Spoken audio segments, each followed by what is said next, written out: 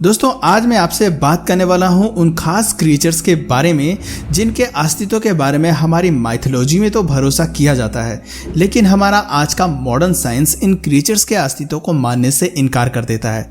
लेकिन क्या हो अगर हमारा मॉडर्न साइंस गलत हो? क्या हो अगर ये माइथोलॉजिकल क्रिएचर आज भी अस्तित्व में हो, लेकिन हम इंसानों से छिपकर अपनी एक अलग ही दुनिया में जी रहे हो? क्योंकि कहीं ना कहीं इन क्रिएचर्स को भी अंदाजा लग गया होगा कि अगर हम इंसानों को इनके अस्तित्व के बारे में खबर लग गई तो हमारा मॉडर्न साइंस एक्सपेरिमेंट्स के नाम पर इन्हें हमेशा के लिए कैद कर लेगा। तो चलिए अब बिना ज्यादा देर के हुए टॉप 5 माइथोलॉजिकल क्रिएचर्स के बारे में जानते हैं। साथ ही मैं आपको यह भी बताऊंगा कि पास्ट में ऐसी कौन सी घटनाएं हुई हैं जिनमें कुछ हद तक ये साबित होता है कि ये माइथोलॉजिकल क्रिएचर्स रियल वर्ल्ड में भी एग्जिस्ट करते हैं। जलपरी।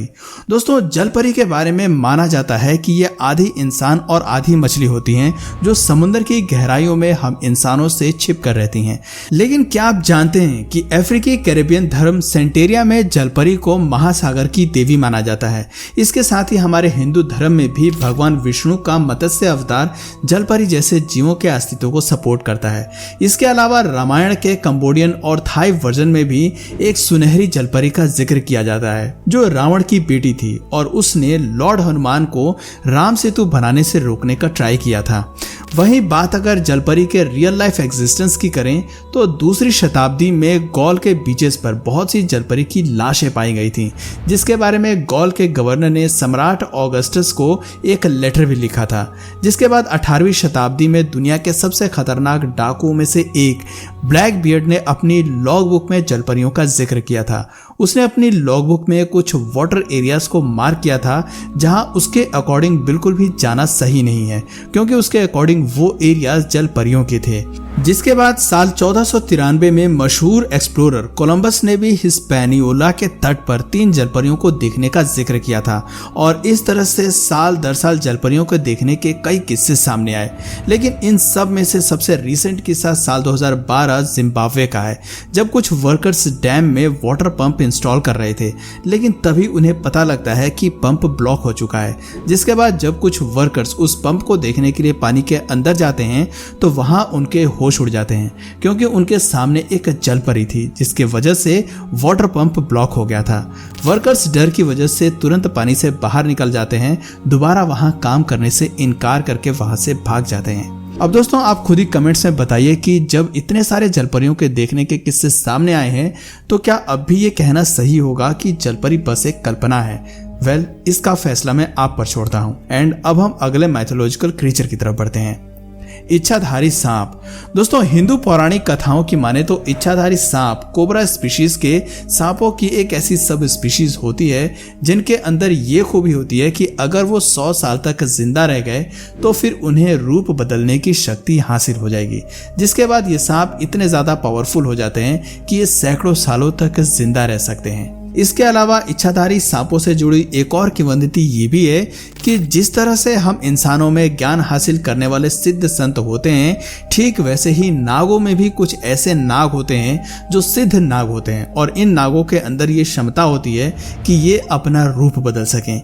इसके अलावा इच्छाधारी सांपों से जुड़ी एक और अहम बात ये भी बोली जाती है कि इनके पास एक खास तरह की मणि होती है जो कि इतनी ज्यादा पावरफुल होती है कि उससे आप अपनी कोई भी विश पूरी कर सकते हैं। हालांकि दोस्तों साइंस इच्छाधारी सांपों के अस्तित्व को पूरी तरह से झूठ और कोरी कल्पना मानता है। साथ ही अभी तक किसी ने भी रियल लाइफ में इन इच्छाधारी सांपों को नहीं देखा है, तो ये कह पाना थोड़ा मुश्किल है कि असल जिंदगी में इच्छाधारी सांप होते हैं या नहीं।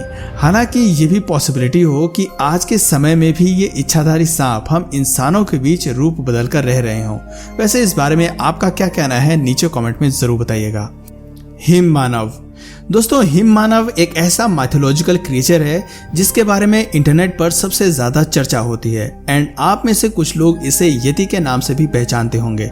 लेकिन अगर आप उन लोगों में से हैं जो इसके बारे में नहीं जानते तो आपको बता दूं कि हिम मानव का जिक्र कई दशकों से सुनाई जा रही तिब्बत और नेपाल की लोक कथाओं में मिलता है, जिसके अकॉर्डिंग हिमालय में बहुत ऊंचाई पर बंदर जैसे दिखने वाले कुछ जीव रहते हैं जो कि एक दैत्य के जैसे विशाल शरीर वाले होते हैं। इन्हें ही यति या हिम मानव कहा जाता है, जबकि नेपाल में यति को राक्षस भी कहते हैं। वैसे दोस्तों हिममानव के अस्तित्व को झुठलाना काफ़ी गलत होगा, क्योंकि रियल लाइफ में इसके एग्जिस्टेंस के कई सबूत मिले हैं। फॉर एग्जाम्पल साल 1951 में एक ब्रिटिश एक्सप्लोरर एरिक शिम्पटन को मैन लोंग ग्लेशियर पर येती के पैरों के निशान मिले थे और उन्होंने इसकी फोटो भी ली थी, जिसके बाद से ही हिममानव का टॉपिक चर्चा में आ गया और लोग इनकी खोज करने लगे। जिसके बाद ऑक्सफोर्ड यूनिवर्सिटी के प्रोफेसर ब्रायन साइक्स ने यह फैसला किया कि वो डीएनए टेस्टिंग के जरिए हिममानव के अस्तित्व का पता लगाएंगे। एंड गेस व्हाट, पूरी दुनिया से हिममानव के नाम पर मिले सभी बाल, नाखून और हड्डियां वगैरह का एनालिसिस करने पर प्रोफेसर ब्रायन काफ़ी शॉक हो गए, क्योंकि इनमें से ज़्यादातर सबूत शिप्स और बियर्स के थे।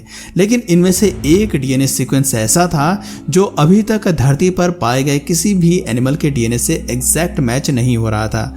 यानी कि ये एक मिस्टीरियस डीएनए सीक्वेंस था जो कहीं ना कहीं इस बात की पॉसिबिलिटी को सपोर्ट करता था कि हिममानव असल जिंदगी में भी मौजूद हैं। एलियन दोस्तों, काफी समय पहले यानी एंशिएंट टाइम में ऐसा माना जाता था कि एलियंस ऐसे इंटेलिजेंट एक्स्ट्रा टेरेस्ट्रियल बींग्स थे जो प्राचीन काल में अंतरिक्ष से धरती पर आए थे और फिर उन्होंने हम इंसानों से कांटेक्ट किया, जिसके बाद इन एंशिएंट एलियंस की वजह से ही हम इंसान अपने मॉडर्न कल्चर, टेक्नोलॉजीज, रिलीजन और ह्यूमन बायोलॉजी को डेवलप कर पाए।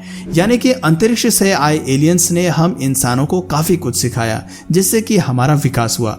हालांकि दोस्तों ये सिर्फ एक मान्यता है और इन बातों के कोई पुख्ता सबूत मौजूद नहीं है। लेकिन वहीं दूसरी तरफ हमारा मॉडर्न साइंस ये मानता है कि एलियंस वे क्रिएचर हैं जो अंतरिक्ष में किसी दूसरे प्लैनेट पर रहते हैं। एंड हमारा मॉडर्न साइंस ये भी मानता है कि एलियंस मॉन्स्टर जैसे दिखने वाले वो क्रिएचर नहीं हैं जिन्हें अक्सर हॉलीवुड मूवीज में दिखाया जाता है, जबकि इस बात की काफ़ी ज़्यादा पॉसिबिलिटीज़ हैं कि एलियंस भी कुछ हद तक हमारी ही तरह दिखते होंगे, क्योंकि कहीं ना कहीं उनके प्लैनेट पर उनके अस्तित्व और विकास की शुरुआत भी ठीक वैसे ही हुई होगी जैसे कि हम धरती पर रह रहे इंसानों की हुई थी।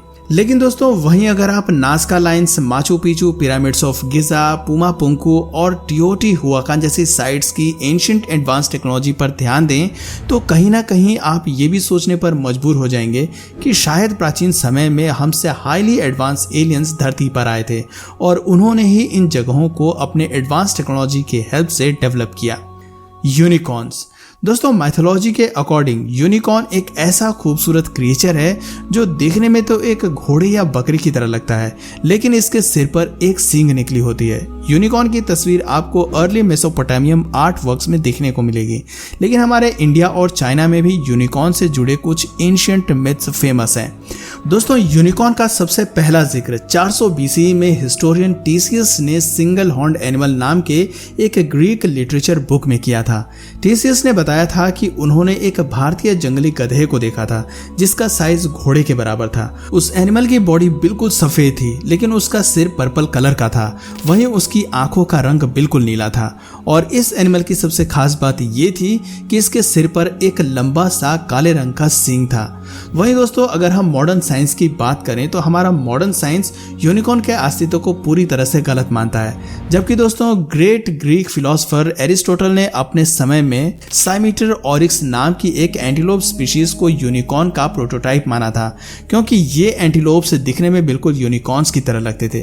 तो दोस्तों आज के लिए बस इतना ही। इन 5 माइथोलॉजिकल क्रिएचर्स के बारे में आप क्या सोचते हैं नीचे हमें कमेंट सेक्शन में जरूर बताइए। और अगर इस वीडियो से आपको कुछ नया जानने या सीखने को मिला या फिर इंटरेस्टिंग लगा तो प्लीज इस वीडियो को एक लाइक करके अपने फ्रेंड्स और फैमिली में से जरूर शेयर करें। और यदि आप इस चैनल पर नए हैं तो प्लीज इस चैनल को सब्सक्राइब करके बेल नोटिफिकेशन आइकन को ऑन कर लीजिए ताकि हमारे आने वाले वीडियोस आप मिस ना करें। मिलते हैं फिर किसी वीडियो में नए टॉपिक के साथ, तब तक के लिए नमस्कार।